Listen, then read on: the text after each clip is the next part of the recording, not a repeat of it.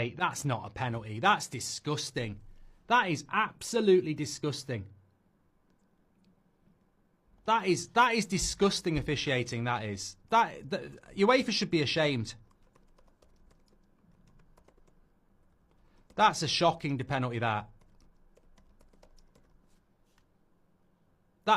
You know what? I thought the Arsenal one was soft. That is a disgrace. 2 wrongs don't make a right. That's fucking disgusting. Come on.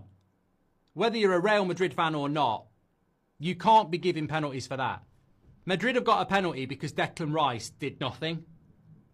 I mean, it's the biggest dive in the world. It's not exactly the same as Arsenal's GC Nation. It's not exactly the same at all. I don't think it should have been a penalty to Arsenal, but there was a shirt grab and a pull. There's nothing there. That is disgusting. Absolutely disgusting. You can't give a penalty for that. They won't overturn it.